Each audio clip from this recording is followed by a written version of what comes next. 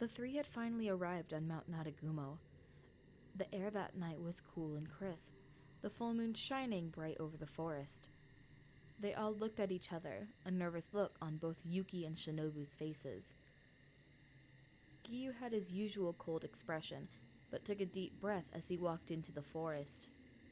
Yuki and Shinobu followed close behind, since they didn't want to lose each other inside the dense trees. As the three began getting deeper into the forest, they started seeing many dead bodies on the ground. All of them looked relatively young, but all wore the same Demon Slayer uniform. Yuki was sad seeing all of the carnage and her fallen comrades, but she knew they had tried their hardest to protect themselves from this demon. Giyu stopped in an open clearing, turning around to face the others. I'm beginning to think there is more than one demon in this forest. What makes you say that, Giyu? Yuki asked, wondering exactly what he meant. If you look at the injuries on each of the bodies, you'll notice that the actual cause of death is different from person to person.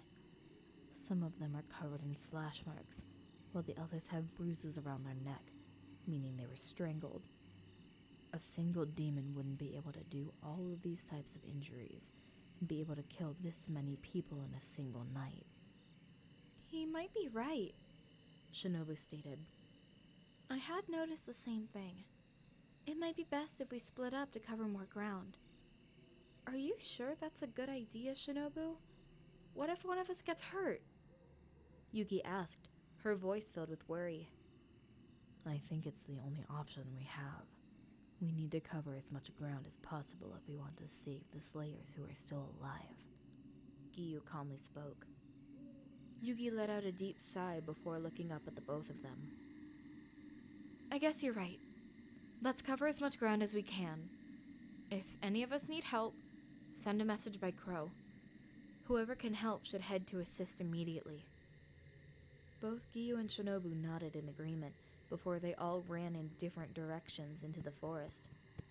Yuki wasn't happy to be going off on her own, but she needed to find the demons in this forest and kill them.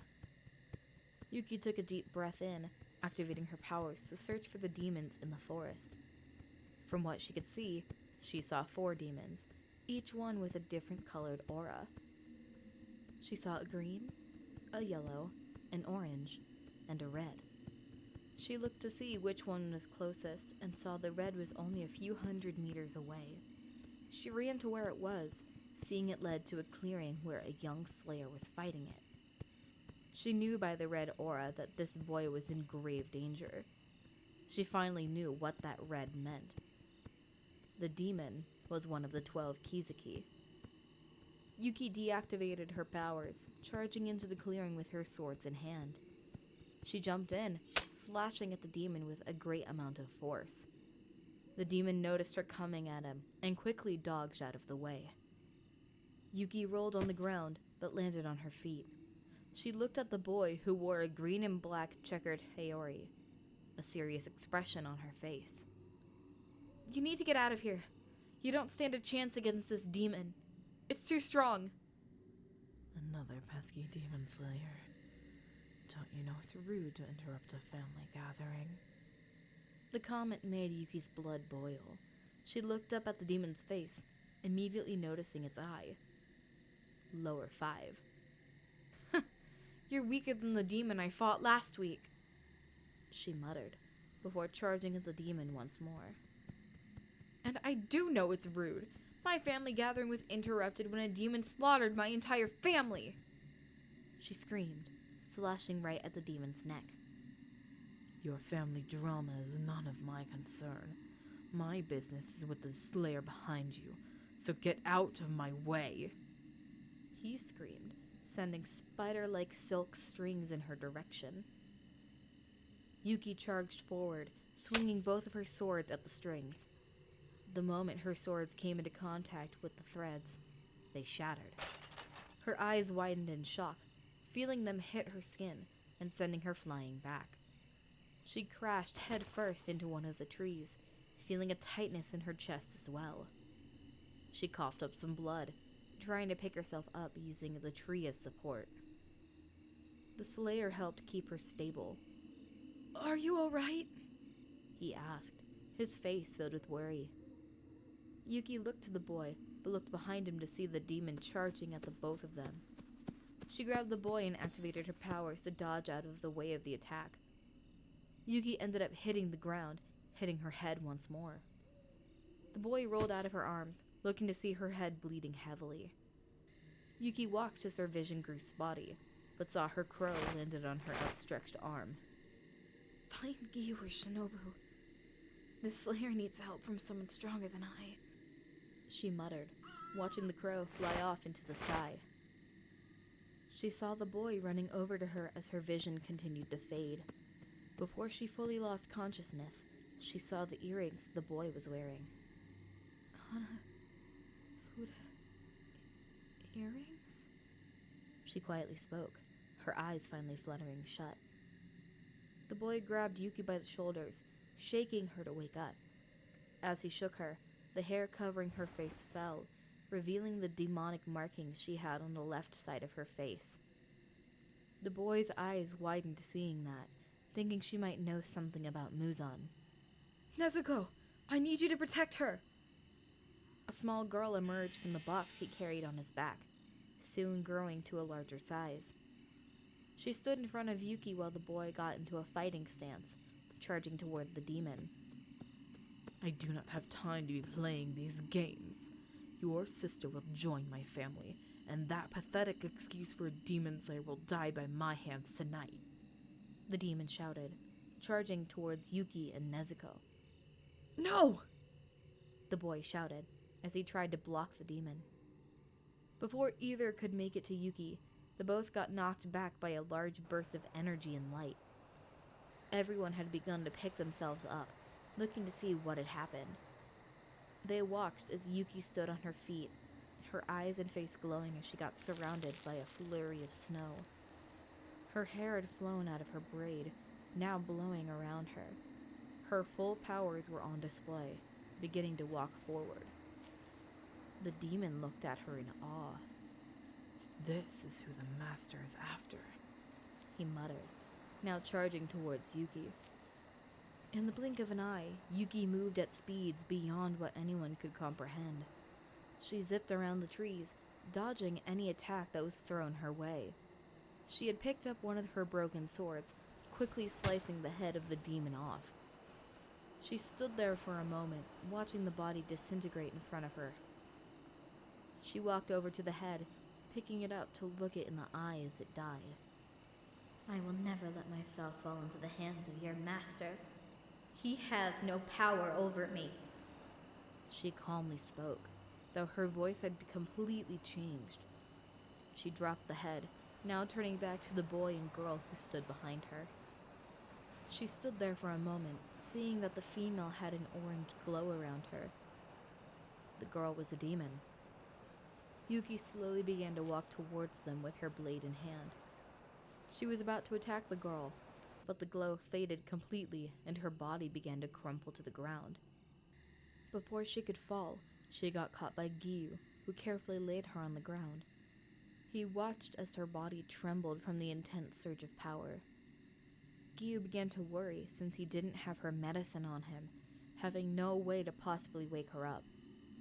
He looked up to see both Nezuko and Tanjiro walking over. His eyes widened in dread, realizing they were there. What happened to her? What did you see? The demon she had fought had knocked her head first into the trees after shattering her Nichiren blades, Tanjiro explained. But a few minutes after she lost consciousness, a large burst of energy came from her, and she killed the demon in a matter of seconds. She had set her sights on Nezuko, but the surge ended as she was about to strike, and collapsed. That's very concerning, Giyu muttered, looking down at Yuki's trembling body. Is she a demon like Nezuko? Not exactly.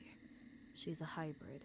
She has demon powers, but she's able to walk around during the day and look mostly human. For now, we need to find Shinobu. She's the one who has her medicine. She's the one who will be able to wake Yuki up. As if on cue, Shinobu leapt from the trees, her sword ready to slash at Nezuko. Giyu laid Yuki on the ground, quickly grabbing Nezuko to protect her from Shinobu. Giyu, you know that's a demon you're protecting, right? She asked. This is the demon I was telling you about. She hasn't eaten a human. She's special and needs to be spared, Giyu explained. but Nezuko isn't the focus. We need Yuki's medicine. Do you have it? Did she lose control? Shinobu asked, worry filling her features. Yes. We need her medicine now. Hang on. I have to get it ready. Shinobu quickly pulled out a small vial and a syringe. She pulled the purple liquid out, making sure there were no bubbles inside, before finding a vein on Yuki's arm and injecting her with the medicine. Yuki's body finally stopped trembling, finally relaxing after a few more minutes. It might still be a few hours until she wakes up, but at least she'll be all right now. Shinobu muttered, beginning to check Yuki for any major signs of damage. When she lifted up her sleeve on her left arm, she was met with an unexpected sight.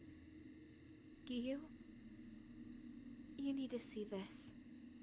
Giyu looked at her arms, his eyes widening in shock. The markings had spread from only her face down to her arm to just above the wrist. We need to get her back to the Butterfly Mansion, he explained before whispering into Shinobu's ear. but we have to bring Nezuko and Tanjiro as well. They saw Yuki's powers. Shinobu glanced at the two who lay on the ground behind him, watching as the boy guarded his sister. She whispered back to Giyu. We need to bring them back to the Master. He is unaware of Nezuko's existence. Just follow what I do. Shinobu stood up, facing the two young demon slayers. I'm afraid your actions break the rules of the Demon Slayer Corps. I do hope you understand and don't resist us. Tanjiro quickly got up, grabbing Nezuko and trying to run away. The two ran, but from the trees came a young girl. She knocked them to the ground with a lot of force. Tanjiro tried to get up, but the girl kicked him, knocking him out instantly. She knocked out Nezuko as well with a hit to the back of the neck. Good job, Kanao, Shinobu said. help us bring them to the mansion. Shinobu was met with a silent nod from the girl. She picked up Nezuko and put her in her box. A few members of the Kakushi came and put Tanjiro on one of their stretchers as well. Giyu lifted up Yuki, gently placing her onto a different stretcher, and began to bring her back to the mansion. After walking for a few hours, Yuki's eyes finally fluttered open. She was met with the bright light of the sun, wincing from the brightness. Shinobu looked at her and smiled. Glad to see you're finally awake. You took a pretty hard hit to the head. No wonder I have such a massive headache, she muttered, placing her hand over her eyes. Your injuries have fully healed thanks to your abilities, but if you want to lay down for a while longer, feel free. That's all right. I can walk on my own, she said, getting up from the stretcher. She planted her feet on the ground, getting up to walk beside Giyu and Shinobu. So, what exactly are we doing now? We're taking Tanjiro and Nezuko back to the Butterfly Mansion, Giyu explained. All of the Hashira are being summoned for his trial, as well as mine. Your trial? What do you mean? You haven't done anything wrong. Because I allowed a demon to travel with a human. He spoke. I don't want to talk about this matter anymore. We will continue this talk during the trial. No more words were said the rest of the way back, but she wondered what would happen to Tanjiro. She wondered what would happen to Giyu. She wondered what would happen to her.